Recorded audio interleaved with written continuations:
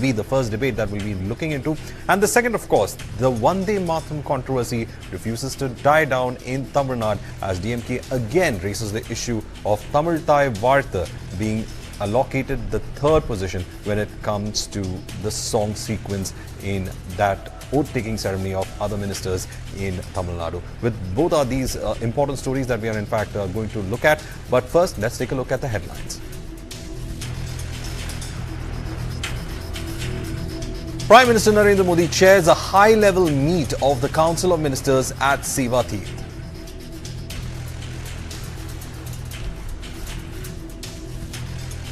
Hamza Burhan, mastermind behind the Pulwama attack, shot dead in Pakistan's Muzaffarabad. Police arrest attacker from the spot. Fourth India-Africa Forum Summit postponed amid Ebola outbreak. Summit was scheduled to occur from May 28th to 31st in New Delhi. New dates for the summit are to be announced later.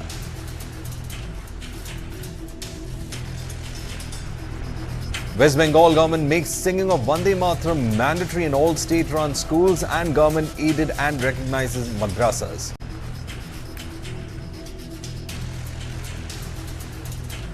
Trisha's husband Samar Singh files anticipatory bail in Jabalpur High Court.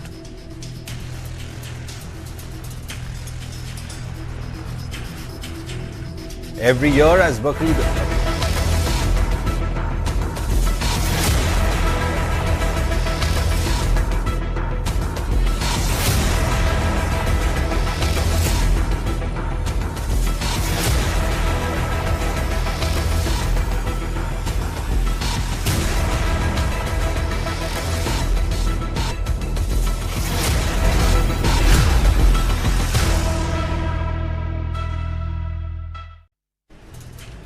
Every year, as Bakrid approaches, cattle markets fill up. Traders prepare and families across West Bengal plan for Qurbani. This year is different. The BJP government in Bengal has invoked a law that has been on the books since 1950, but was rarely enforced with many kind of seriousness. Now, under fresh directions under the new West Bengal government, a municipal chief and a government vet must jointly assess the animal before any slaughter is permitted. Now, according to the 1950 law being cited, the animal must be above 14 years old or must be certified as permanently incapacitated.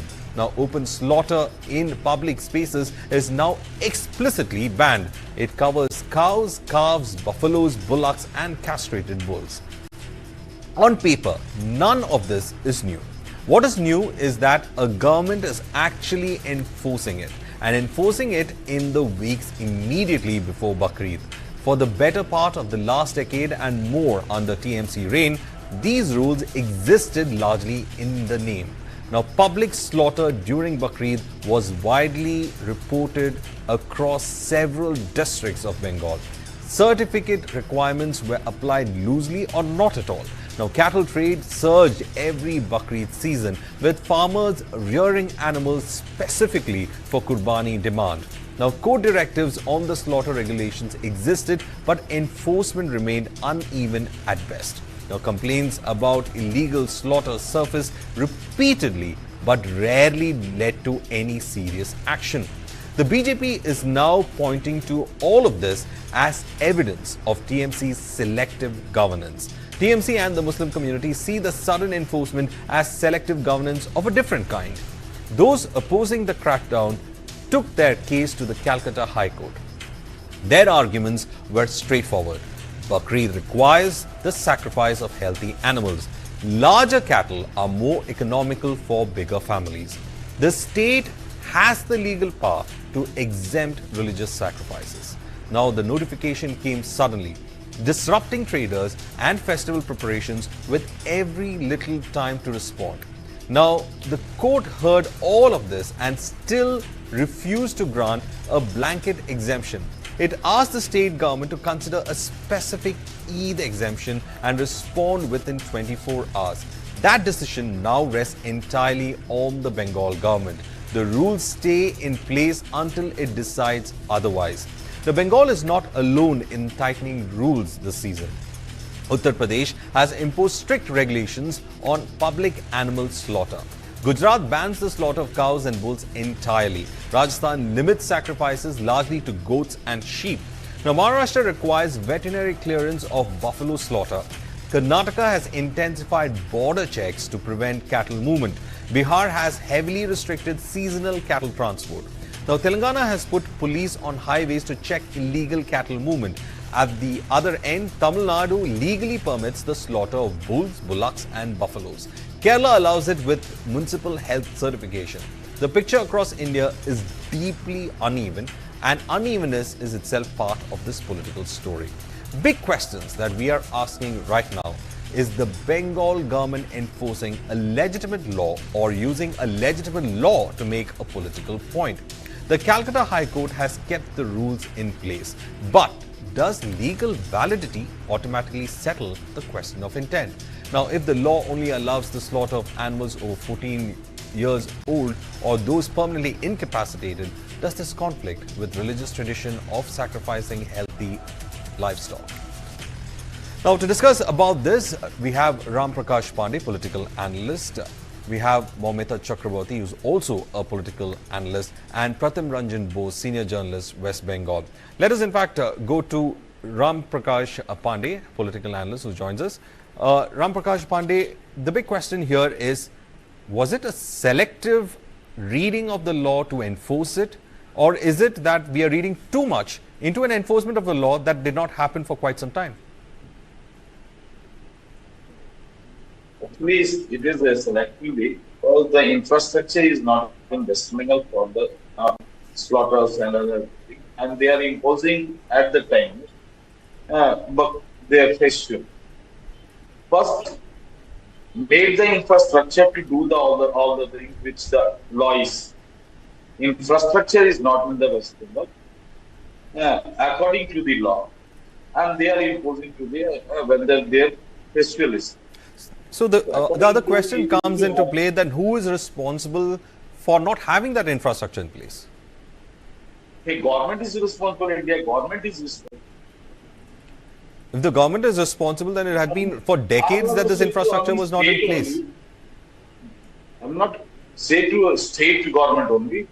All central government is responsible. Interesting enough. We are also, in fact, joined in by Samya Kapoor, who is also joining us on this very crucial debate as we see. Moumita Chakraborty, who is also a political analyst, who joins us. Moumita, how do you read this? Because the big question that has been put over here is that just ahead of Bakrid, you have a very important law of 1950 being enforced. It's there. The law exists.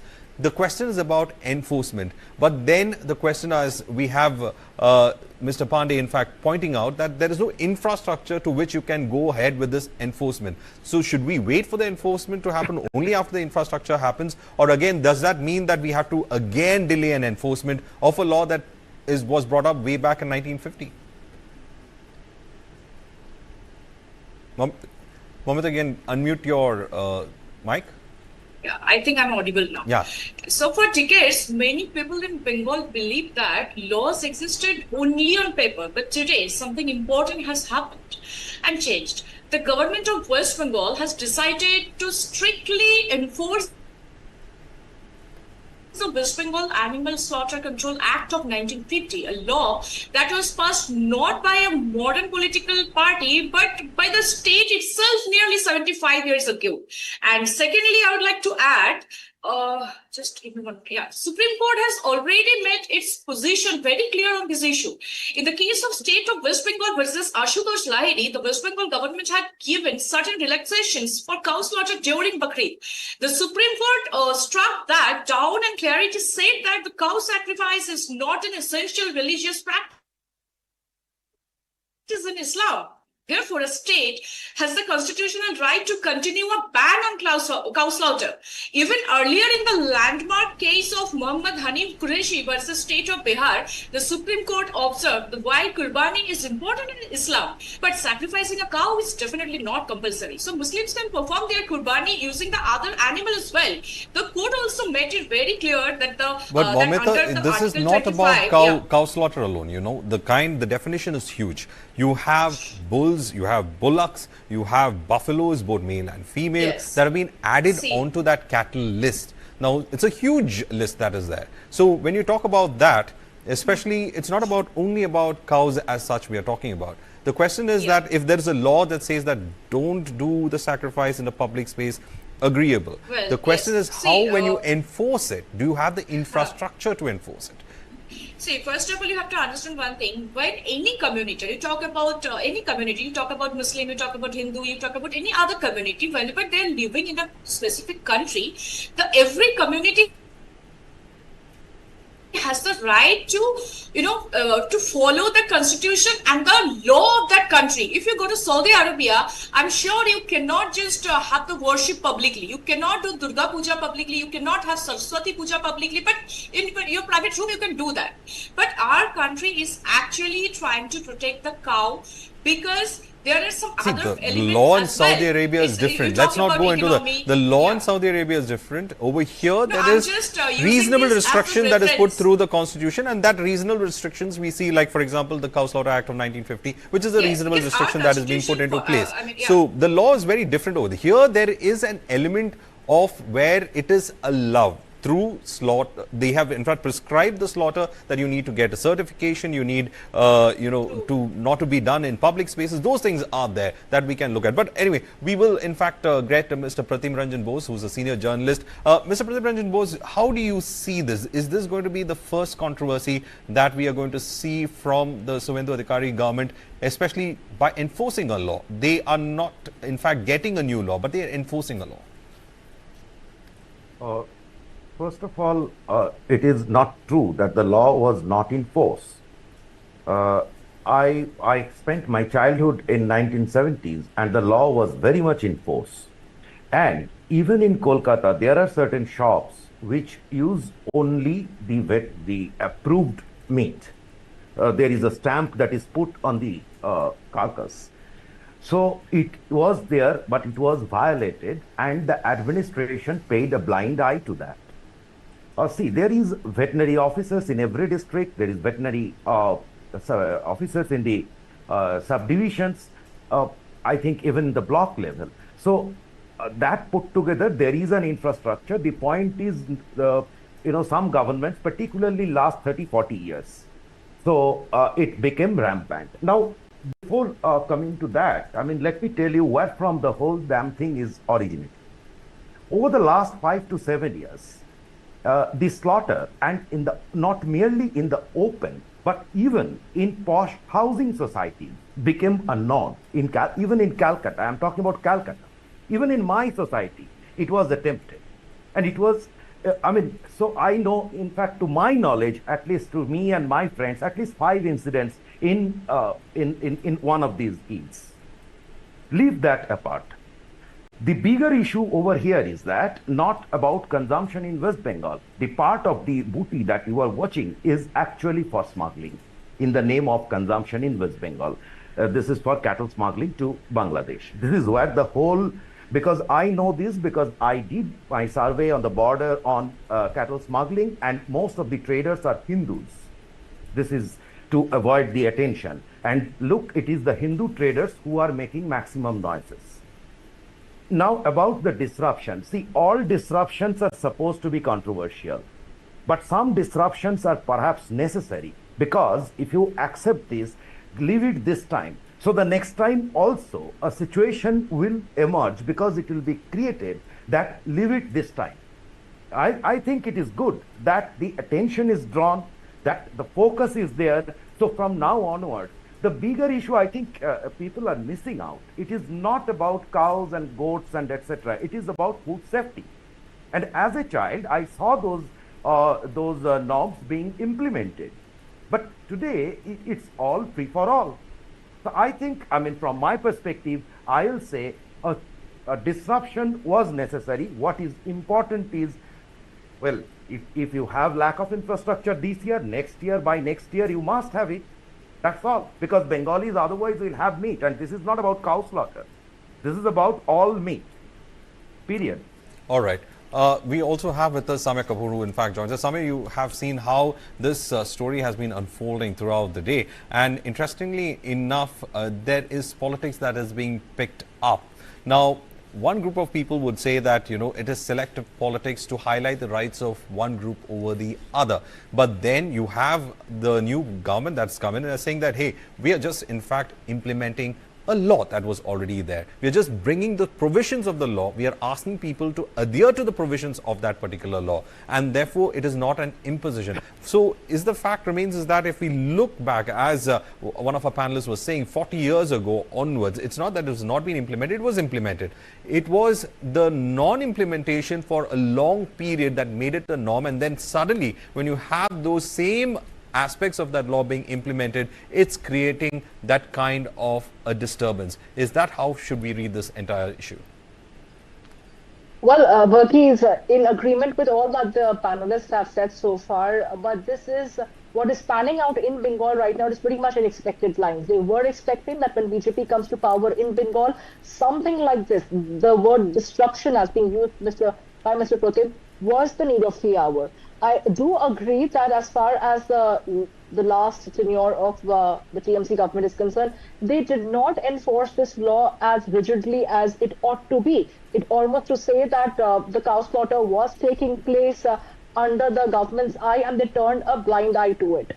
Having said that, this is a double-edged sword. As far as Mahua Moitra's petition is concerned, that is as valid is because there are a lot of people who deal with the cattle farming in Bengal, especially as far as the Bakrid, the festival, is concerned. It comes a little too prematurely because they are all prepared. They are there with the cattle farm, the cows over there.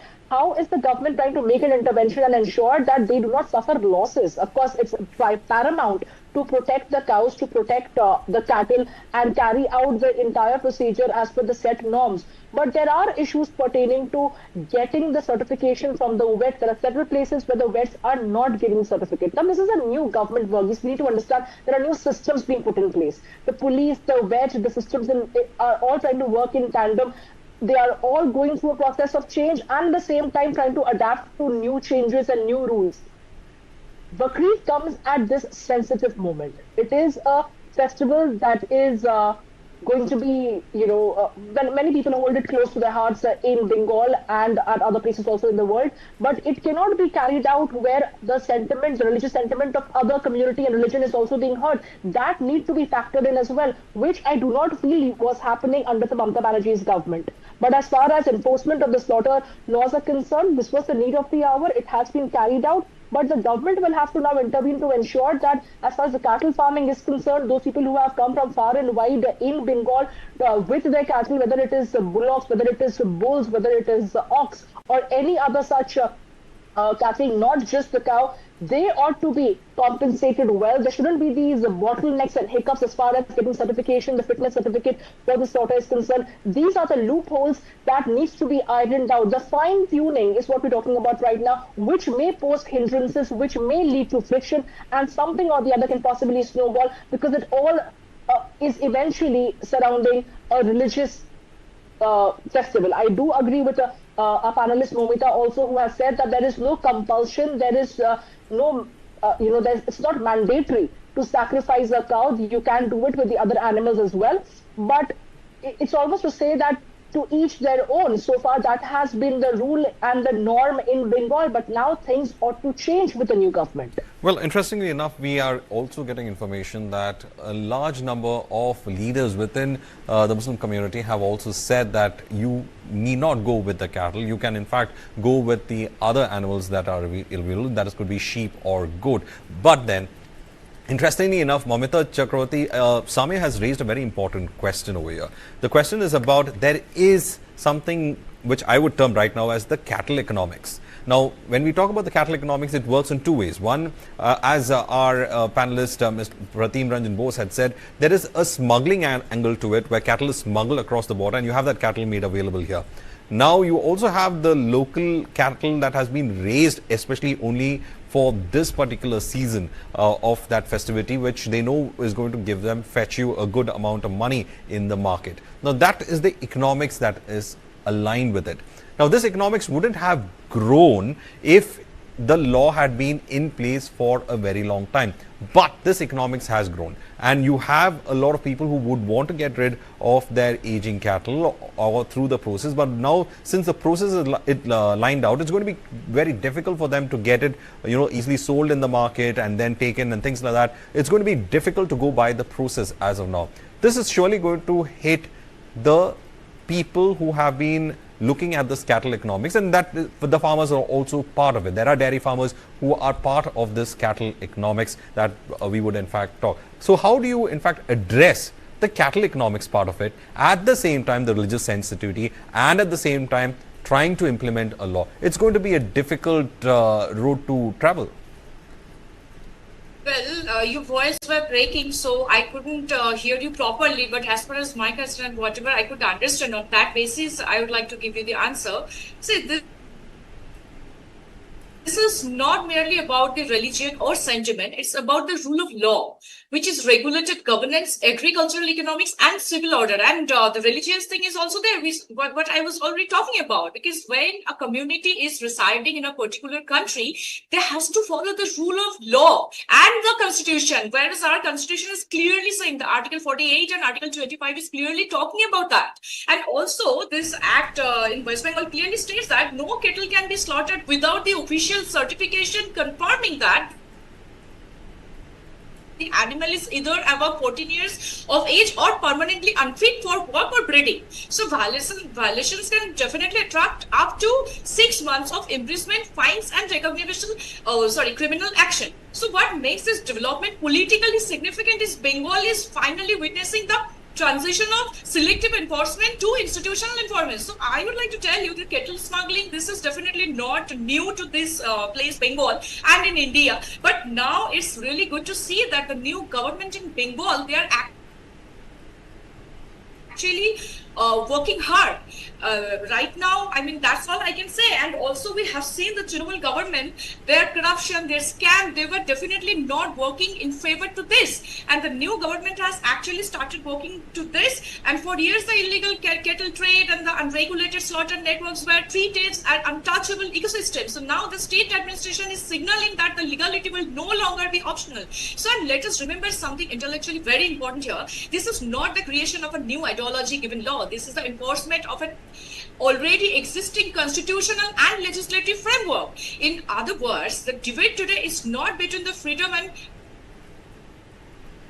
restriction. This is between the lawlessness and the legal accountability. And I'm glad to see that the new government has taken action in both. Well, we also have Ram Prakash Mane. I wanted to ask that question to you. It's going to be a tight rope walk for the new government, trying to balance all this together, implementation of the law, looking into the cattle economics that we would say, the smuggled cattle that's coming in, and at the same time minority rights. It's going to be quite a difficult situation to reach this point. But the question is that for decades, why wasn't it enforced?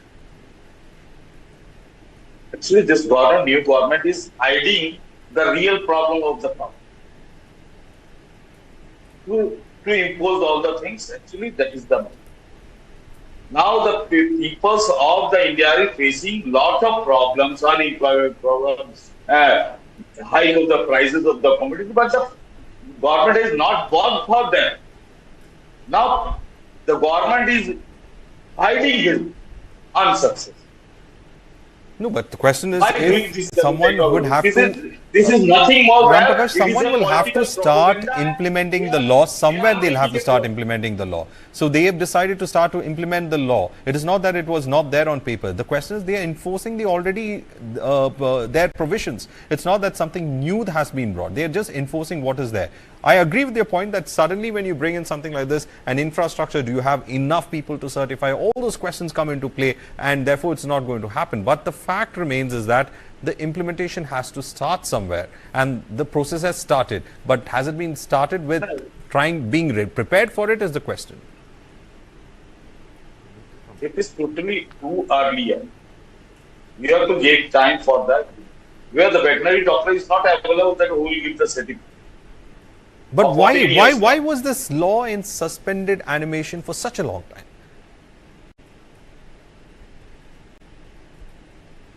That is the lack of the government. Never government look on that matter. In fact, Simply it is going on. right. We'll, in fact, Pratim, now, I want to ask this that question to you also, that why was this law under suspended animation for such a long time? It was, if it was in enforcement till 1970s, it's in suspended animation for such a long time, and therefore people must have thought that it was the norm, and it was in fact completely violated. Nobody was questioning it. So now when you go try to enforce it, of course you would see some kind of reactions. You have political reactions already come in, but everyone before this government is also responsible for keeping this under suspended animation. This government has decided to bring it out from suspended animation and trying to put a procedure to it which already exists. They've not brought something new in that. So why was this in suspended animation for such a long time? 2 points. First of all, the market is not full. I know very well, I kept track of 2 cattle markets in the vicinity of Calcutta. There was very little trade for last 1.5 months, which means that the market was aware that something can happen. In that case, they must not stock more than, they were ready for the eventuality. So a lot of hue and cry that you hear is actually created by some traders who have invested or bet for it. Leave that apart. Your question about why this law was kept in suspended animation. Very unfortunately, beginning 1990, the left started investing in Muslim vote bank, and slowly, as the government, the anti-establishment increased and they entered into this management, etc. Slowly and unfortunately, we entered a situation where, one community is most engaged with this trade. So it was very unfortunate that we allowed a degree of lawlessness. But Pratim Ranjan Bose, it's not only one community. You yourself have told me that there are a lot of Hindu traders who are involved in this. We know that farmers, Hindu farmers were also, waiting for this. So it's not that just one community. The suspended animation led to a huge illegal market to be formed or an illegal network to be formed, and it was going on fine for almost 40-45 years. Suddenly, when the existing law is being put into place, we can't say that one community is involved. Everyone is involved and everyone was benefiting. There are people who are smuggling also benefiting from this. So it's not just one community that was involved in this. No. I think my wordings were wrong. All right. When it comes to trading, right? In trading, particularly the smuggling, informal trade or smuggling to Bangladesh, it is all Hindu traders. For a very simple reason. It is understandable why the Hindu traders are there. In fact, most of the trading takes place, the cross-border trade that takes place, smuggling, is through the Hindu villages, 100% Hindu villages. So that is to avoid the glaring eyes of law. That is one side of the story. But what happened was, also one must understand that there was a huge illegal economy was created between India and Bangladesh, which in 2010 amounted to as big as $4 billion, and of which cattle trade was the bulk of it. Now back to the government has been trying to carve it because of various other issues, because it brings a lot of other illegalities into. That apart, in Calcutta, when it comes to consumption, particularly let's focus on beef. Now, this has become a very big issue. This was politicized, and particularly last 15 years, though, it has been everywhere. At least one leftist leader made a show of it by eating beef, and it was politicized. That created the whole problem. So now when you are, imposing a carb, which in my opinion is for food safety, and which I saw being implemented in the past, and which was to some extent was in implementation in good shops. Some good shops were selling only certified meat. So then, the informal or the illegal economy became so big that it has started complaining. I think most of the issue is that. So basically, we need to put an idea across this illegal economy is what you're trying to say. But Samir Kapoor, let me get you into this. When it comes to cattle slaughter laws, we have seen how it is across the country. It is sometimes very stringent in certain places. The law is much more extensive. In certain states, it's not that extensive. In certain states, it doesn't even exist when it comes to slaughter. It's only about ensuring that it is a proper certified meat that is in fact put onto the table. So it's totally different across this country as such. Each state has different nature or a different pressure when it comes to applying the cattle slaughter laws. So it's not a uniform law that we are looking. Most of it's within the state law system that we in fact see how the cattle laws are being prepared. So it is completely not uniform when we talk about this, and similarly is the case. But interesting part of this, if this cattle slaughter law of 1950, of course it would have been brought in by the Congress then, the Congress party then, and then of course the left continued with it. And so this law has been there, and therefore it had been stringent then itself when it comes to cattle slaughter when we look into it. But why is it that in this entire country we have different ways of implementing it? In certain places it's a total curb. In certain places, it's not a curb as it's being specified. In certain places, it's partially a curb. So therefore, there is no uniformity to this complete application as self. Even the party that has taken or rather has become the ruling party in Bengal, the BJP, does not have a uniform application when it comes to the rest of the country as well. So there is more understanding required to this complexity of the cattle slaughter laws itself. Absolutely, Burgess. I might say something that will draw the ire, or I might be facing flack for saying this, but we are not living in a homogeneous country. It is a heterogeneous population. Everybody has their own eating habits. So given the population of a given state, if there are beef eaters, if there are meat eaters, they shouldn't be frowned upon. That is the worry of the people over there in Bengal right now. That is there going to be animosity? Is there going to be isolation of those who are beef eaters, even if they are legally getting it from those places that are mandated with all rules being followed? How is one to try and identify that one from one against the other?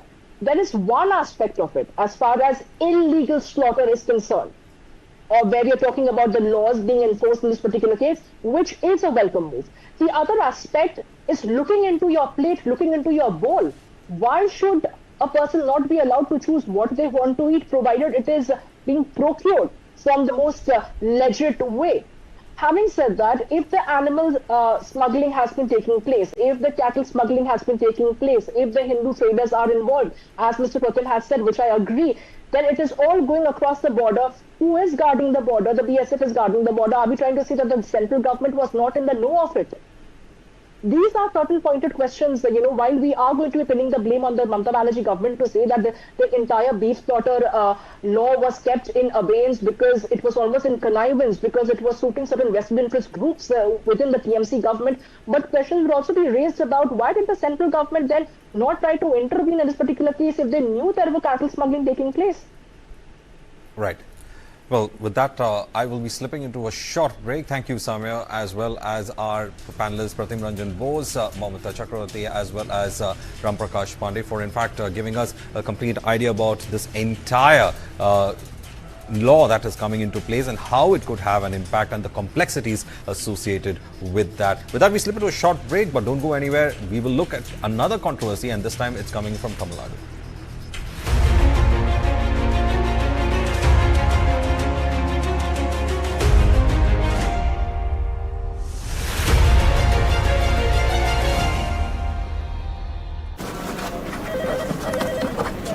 Monday आइएगा सब papers के साथ।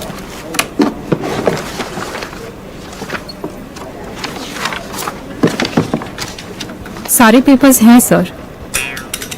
Home loan के लिए बार बार bank के चक्कर लगाने से कैसे बचूं? New Birla Opus Enamel Paint gives up to 10% extra coverage. Who believes that? I believe. I do. I do. I believe it too. New Birla Opus Enamel Paint gives up to 10% extra coverage on metal surfaces.